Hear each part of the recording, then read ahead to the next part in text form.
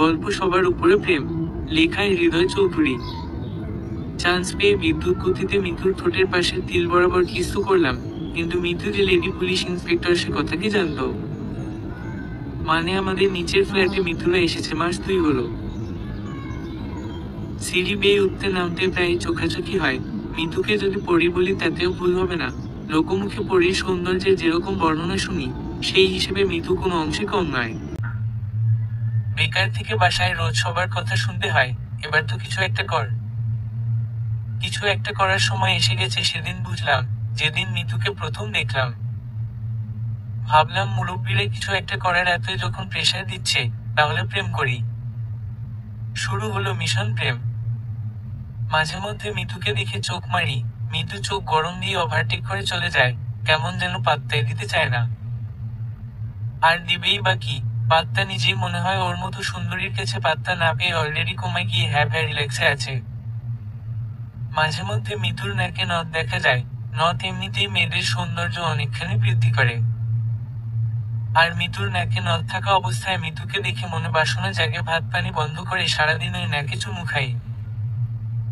মানুষের শরীরের পার্টগুলো যদি আলাদা আলাদা করার সিস্টেম থাকতো তাহলে নির্ঘাত নথ সহ মিতুর নাকটা চুরি করে 24 ঘন্টা বুক পকেটে নিয়ে ঘুরতাম। মিতুর ঠোঁট দুটো পাকা ডালিমের দানার মতোই লাল টলমল, মনে হয় টোকা দিলেই টলমল করে রস বেরিয়ে আসবে। সেই রস পান করতে পারলেই বুঝি জীবনের সকল হতাশার শ্রাদ্ধ হইয়া জীবন হইবে সুখী সমৃদ্ধ ও আনন্দময়। মিতুর গোলাপি গালে কানের পাশ দিয়ে নেমে যাওয়া ছোট ছোট লোমগুলো দেখে মনে হয় গালের সাথে গালটা একবার ঘষে হতাশার গালে কষে একটা অপ্র লাগাইয়া পিছু ছাড়াই। মিতুর মতো মেয়ে যার চোখের সামনে দিয়ে আসে যায় তার জীবনে হতাশার কোনো স্থান থাকার কথা নয়। মানে মিতুকে নিয়ে যে কত শত কল্পনা পরিকল্পনা তার কোনো হিসাব নেই। মিতুকে যদি ভর্তা বানিয়ে খাওয়া যায় তো তবে কবেই খাইতাম, অন্য কারো নজর পড়তো না আমার মিতুর ওপর। যাই হোক, এবার আসি ঝুমুর প্রসঙ্গে।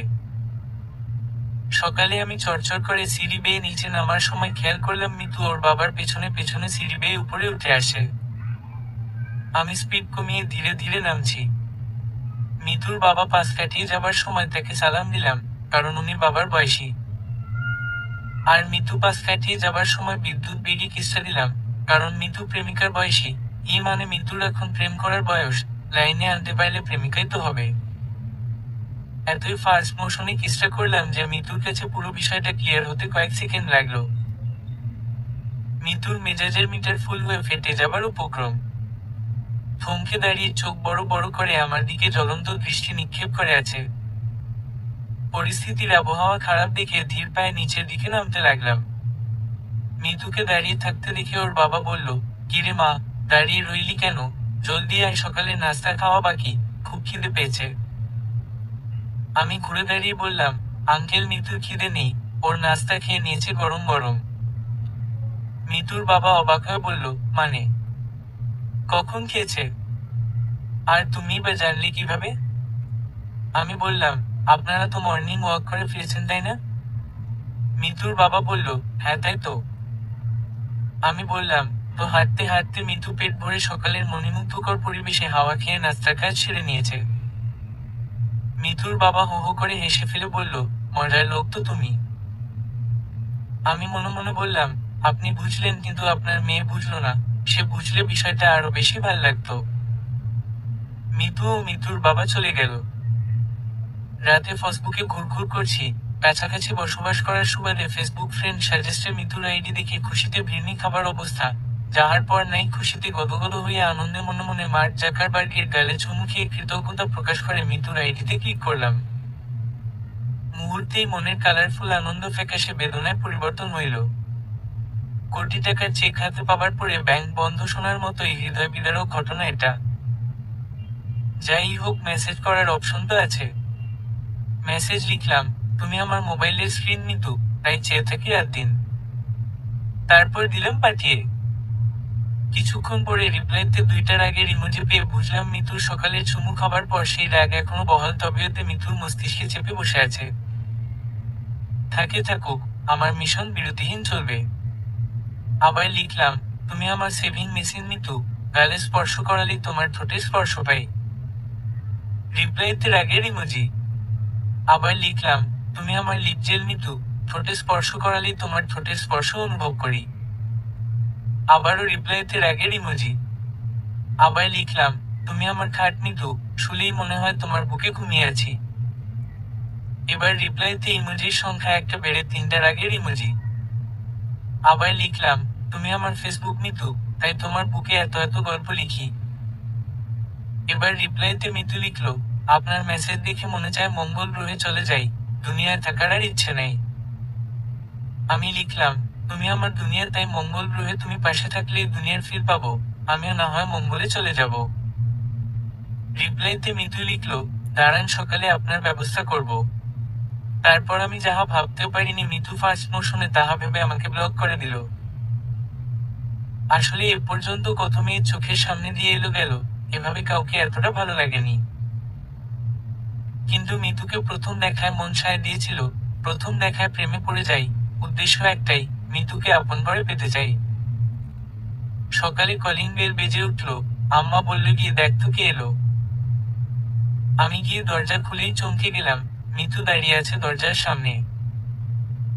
গতকাল মিতুকে দেয়া কিসটা বাসে পরিণত করে আমাকে ফেরত দেবার জন্যই হয়তো মিতু সকাল সকাল বাসায় এসে উপস্থিত। এখনো শিওর নই সকালের নাস্তায় মায়ের হাতে বানানো পুরি খাবো নাকি মিতুর হাতে বা এই ভয়ঙ্কর মুহূর্তে আমার কপালে বিন্দু বিন্দু ঘামের উপস্থিতি।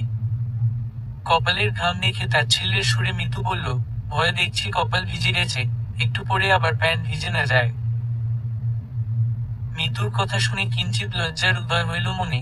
মিতুর কথা এক প্রকার সত্য, সকাল সকাল এমন পরিস্থিতির সম্মুখীন হতে হবে জানলে বাজার থেকে স্বল্প মূল্যে প্যাম্পার্স কিনে এনে প্যান্টের নিচে ঠিকই পরে রাখতাম।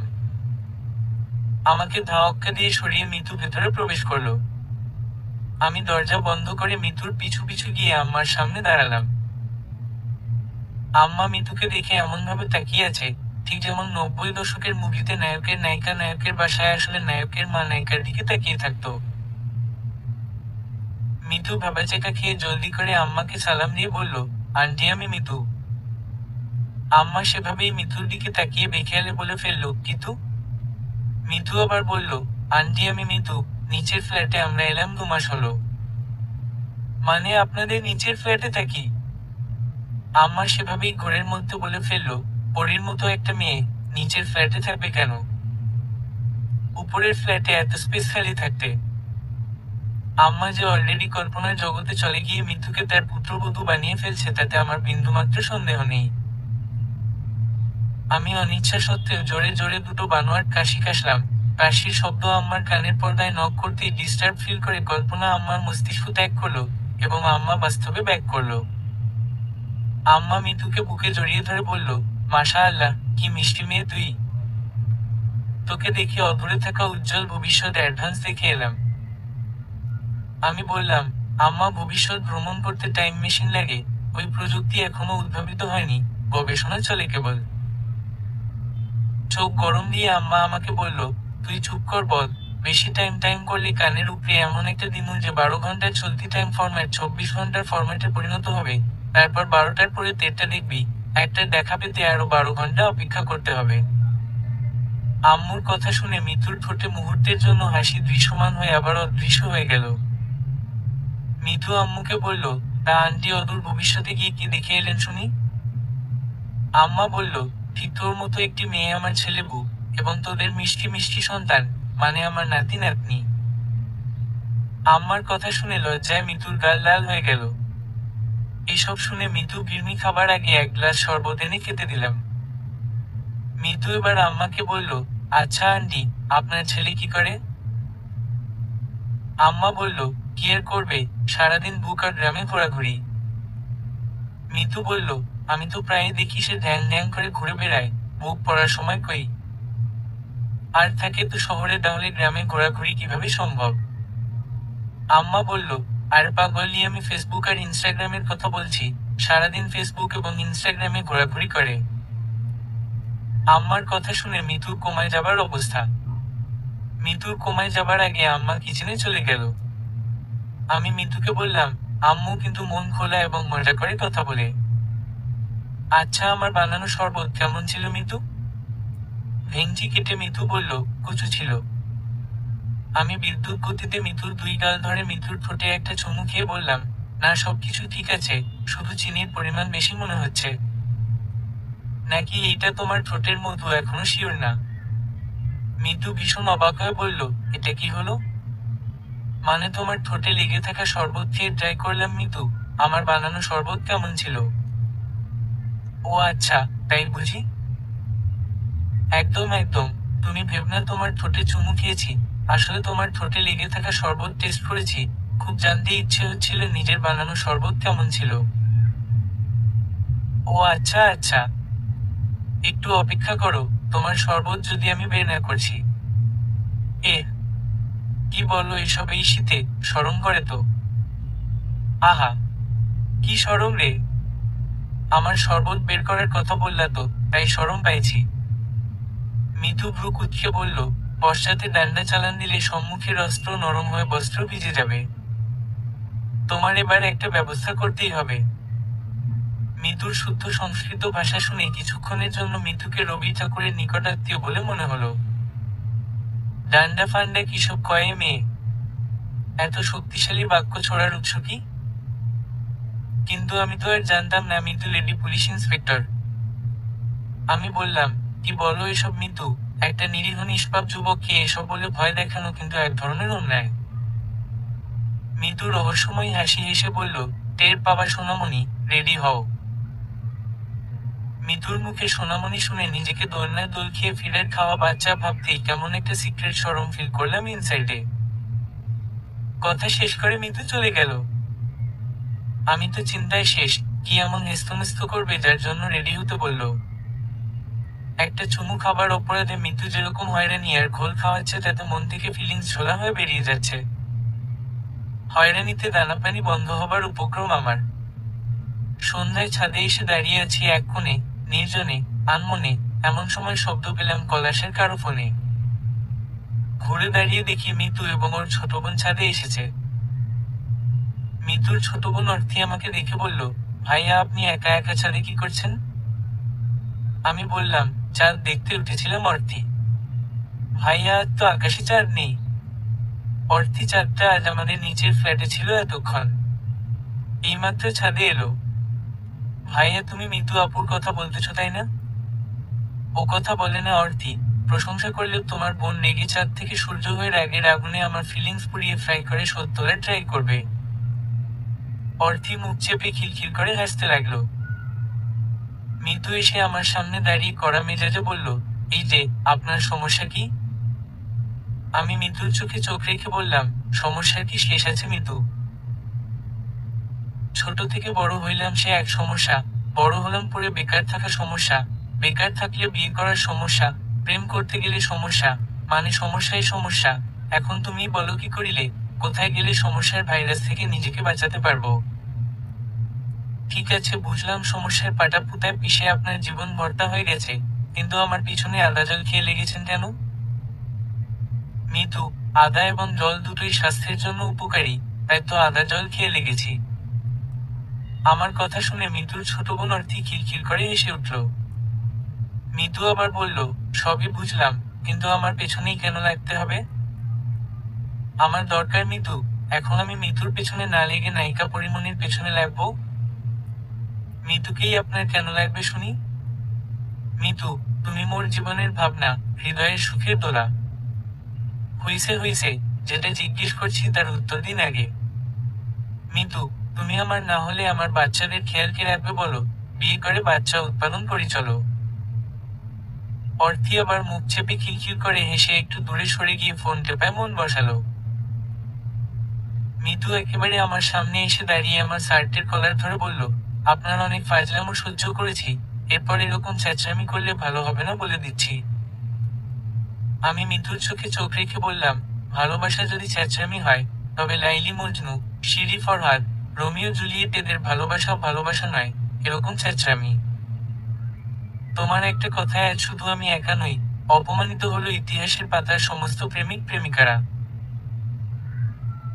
দূর থেকে অর্থী বলল, ভাইয়া এই মামুলি বিষয় নিয়ে তুমি ইতিহাসের পাতা লইয়া যেমন টানাটানি শুরু করছো তাতে তো ইতিহাসের পাতা ছিঁড়ে যাতা হয়ে যাবে। ইতিহাসের পাতায় যারা আছে তাদের ডিস্টার্ব না করে নিজের বিষয় নিজে সামলাও। অর্থির কথা শুনে মিতু এসে ফেলল। আমি মিতুকে বললাম, এই হাসিটা আমি নিজের করে নিতে চাই, তোমার এই হাসির মায় বাধা পড়েছে মিতু। মিতু বলল, এসব সত্যি নাকি অভিনয়? মিতুর সত্যিকারের ভালোবাসা যদি অভিনয়ও মনে হয় তবুও সেটা সত্যি, আর অভিনয়কে ভালোবাসা মনে হলে সেটা অভিনয়। আমাকে এত ভালো লাগার কারণ কি? মিতু কাউকে যখন হৃদয়ের গভীর থেকে ভালো লাগে তখন সব ভালো লাগার কেন্দ্রবিন্দুতে পরিণত হয় সেই মানুষটা। তাকে ভাবতে ভালো লাগে, নানান বাহানায় তাকে দেখতে ভালো লাগে, মানুষে মানেই পৃথিবীর সমস্ত ভালো লাগা, আর হৃদয় মাঝে বাড়তে থাকা ভালোবাসা। আমি যে পুলিশ ইন্সপেক্টর আপনি জানেন, তারপরেও এত সাহস আমার পেছনে লাইন মারার। জানতাম না, জানলেই বা কি? প্রেম দারোগা পুলিশ ডরায় না, এরা সবাই প্রেমের কাছে ধরা। আচ্ছা তুমি পুলিশ, তার মানে কি তুমি রোবট? মনে ফিলিংস নেই? প্রেম করার ইচ্ছে হয় না? কিসমিস খাইতে মন চায় না? কি বলেন এসব? আচ্ছা মিতু, তোমার ঠোঁট গাল এসব কি প্লাস্টিকের তৈরি? মানে? মানে ওই যে বললা তুমি পুলিশ ইন্সপেক্টর, আমি ভাবলাম পুলিশ বলে ভিন্ন ম্যাটেরিয়াল দিয়ে তৈরি। দেখুন, এসব কথা বলে লাভ নেই। আপনি এ যাবৎ যা কিছু করেছেন এরকম অন্য কেউ করলে এতদিনে জেল হাজতে ভরে দিতাম, কিন্তু আপনাকে এতদিন কিছু বলিনি কারণ আপনাকেও আমার ভালো লাগে, কিন্তু কিছু করার নেই, আমি অন্য কারোর সাথে এঙ্গেজড, মাস 2 পরে আমাদের বিয়ে। মিতুর মুখে এই কথা শুনে আমার পৃথিবী যেন মুহূর্তেই থমকে গেল, কিছু বলার মতো শক্তি নেই আমার। মিতু আবার বলল, আপনাকে সাবধান করে দিলাম, এরপর যেন আর কোনো ভুল না হয়। হলে কিন্তু খবর আছে। মিতু চলে গেল অর্থিকে নিয়ে, আমার মনের পশ্চাতে এছলা বাসা দিয়ে। এতদিনের সাজানো স্বপ্নটা এভাবে ভেঙে চুরমার হয়ে যাবে কখনো ভাবিনি। শরীরে যেন এক ফোঁটা শক্তি অবশিষ্ট নেই। সারা রাত বসে রইলাম ছাদে। ভালোবাসা না দিলে অন্তত চুমুগুলো ফেরত দিয়ে যেও মিতু, লিখে মিতুর হোয়াটসঅ্যাপে পাঠালাম। ফিরতি মেসেজে মিতু লিখল, ঘরে থানায় নিয়ে ব্যাকগ্রাউন্ডে তেল মাখা বেতের বাড়ি দিলেই চুমু খাবার মজা ধোয়ায় পরিণত হয়ে কান দিয়ে বেরিয়ে যাবে বলে দিলাম। মিতুর রিপ্লাই দেখে আমার মাথায় হাত। পাথর চেপে পানি বের করা সম্ভব হলেও এই মেয়ের হৃদয় চেপে মনে হয় এক ফোঁটা প্রেম বের করা সম্ভব নয়। প্রেমে তো পড়লাম, এমন প্রেমে পড়লাম যে প্রেমে পড়ার আগেই ছ্যাঁকা খেয়ে পড়ান খালি পরপারে যাই যাই করে। মনির খানের সেই গানটা, প্রেম প্রীতি ভালোবাসা, আমার ভাগ্যে নাই, কানের কাছে বেজে উঠল। রবি ঠাকুরের জেনে শুনে বিষ করেছি পান, গানের সাথে জীবনের মিল খুঁজে পেয়ে বেদনা উত্তলে উঠে হৃদয়ের চারপাশে অ্যাটাক করে চলেছে অবিরত। একদিন যায়, 2 দিন যায়, আসে না মিতু, ভালোবাসে না আমায়। 3 দিনের দিন মিতুর ছোট বোন অর্থী খবর দিল মিতুকে কিডন্যাপ করা হয়েছে, ফোন অন কিন্তু কল রিসিভ হচ্ছে না। আমি জলদি করে এক বন্ধুর মাধ্যমে মিতুর ফোনের লোকেশন খুঁজে বের করলাম। শহরের বাইরে এক পুরনো বাড়ি দেখালো লোকেশনে। এদিকে চেয়ারের সাথে বেঁধে বসিয়ে রাখা হয়েছে মিতুকে, ভয়ঙ্কর মাস্তান বজলু বদ এবং তার সাঙ্গপাঙ্গরা মিতুর চারপাশে চক্কর কাটাচ্ছে। বজলু বদ মিতুর সামনে এসে বলল, বজলু খায় না বিড়ি, বজলু খায় না মদ, তবু সবাই ডাকে বজলু বদ। মিতু বলল, তো এখন আমি কি করব? খুশিতে নাচবো নাকি দুঃখে কান্না করব? বজলু বলল, তোর কিছু করতে হবে না, যা করার আমি তোকে করব। বজলুর চালা মিন্টু বলল, বসো, উনি কিন্তু পুলিশ, যাই করেন ভাবিয়া করেন, করিয়া ভাবার কিন্তু সময় পাবেন না, ভাগ্য খারাপ হইলে আপনার পশ্চাতে ডিম থেরাপিও থাকতে পারে। বজলু চোখ রামদানি দিয়ে বলল, এত বুদ্ধি নিয়ে তুই বাংলাদেশে কি করো মিন্টু? মনে চায় পাচার উপরে কিক দিয়ে তোরে নাসায় পাঠায় মহাকাশ নিয়ে গবেষণা করতে। চুপ থাক, একদম চুপ। মিন্টু চুপ হয়ে গেল। বজলু আবার মিতুকে বলল, তোর আজ এমন অবস্থা করবো যেটা দেখে ভয়ে জনগণের ব্লাড প্রেশার হাই হয়ে দুনিয়া থেকে নাই হয়ে যাবে। বজলু বদের অন্য এক শিষ্য বলল, বর্ষা আজ পর্যন্ত একটা বিয়ে করতে পারলেন না, খালি ডায়লগ মারাতে পারেন এটা করব, ওটা করব। বজলু রেগে গিয়ে বলল, শোন, বেশি পটরটর করিস না, আমি কিন্তু কানের উপরেও মারাতে পারি, টেনে একটা মেরে ছেড়ে দিলে কান কমায় চলে যাবে বলে দিলাম, চুপ থাক। মিতু বজলুকে বলল, আচ্ছা বদ।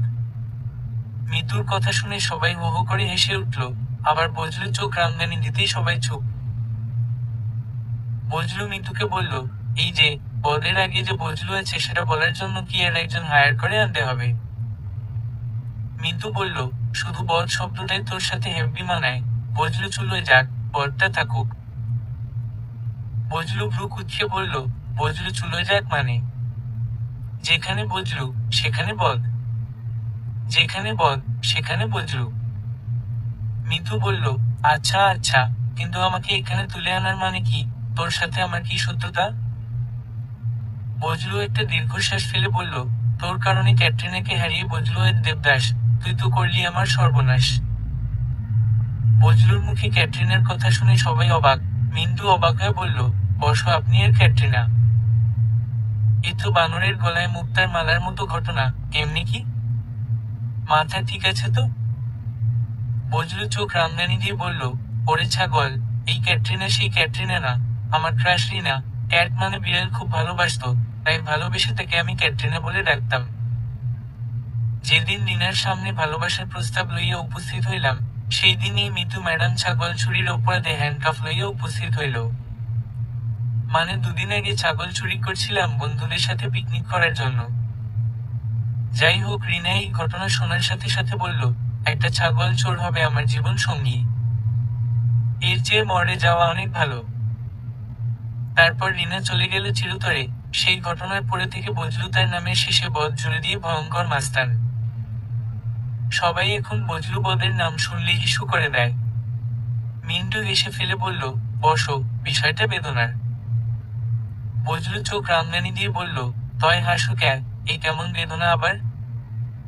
মিন্টু সিরিয়াস হয়ে বলল, বসো, বিষয়টি এতই বেদনার যে মস্তিষ্কে প্যাচ লেগে ভুলে কান্নার বদলে হাসি সিগন্যাল আসছে।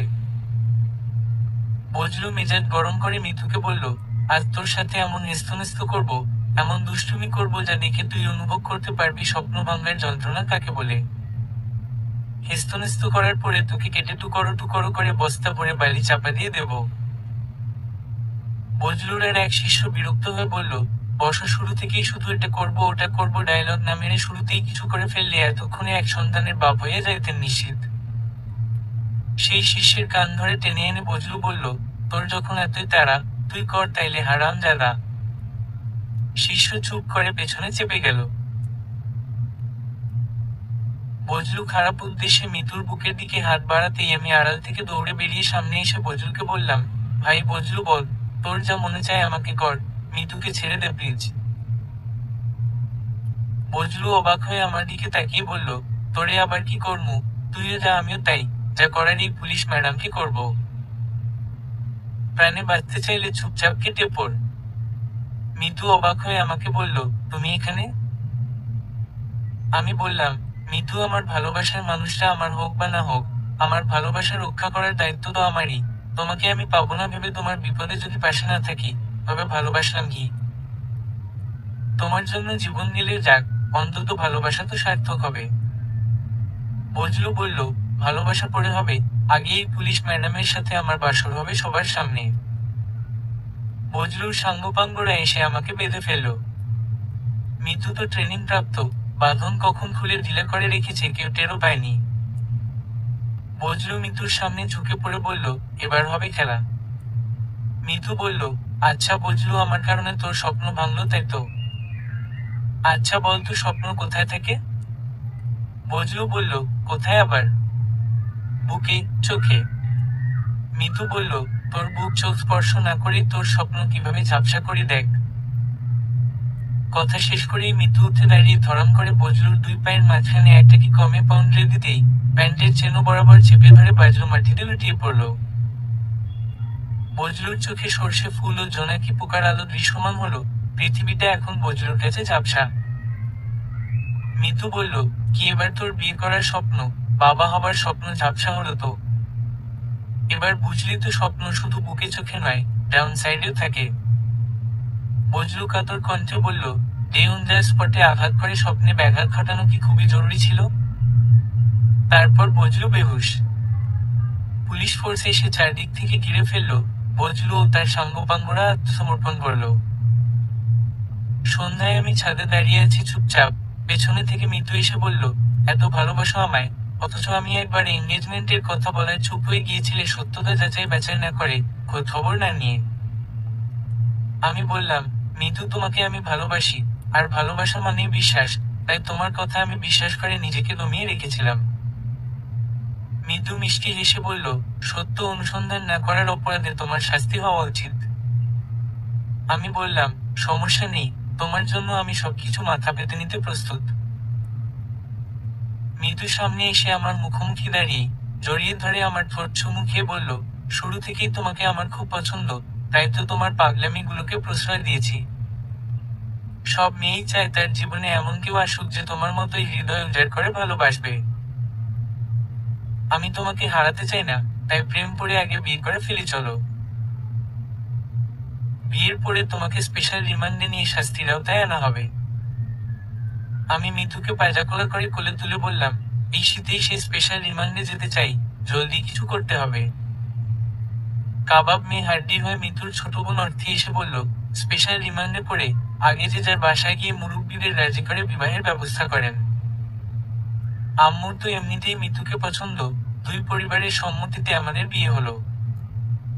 শীত এখন আমাদের কাছে বসন্ত। সমাপ্ত।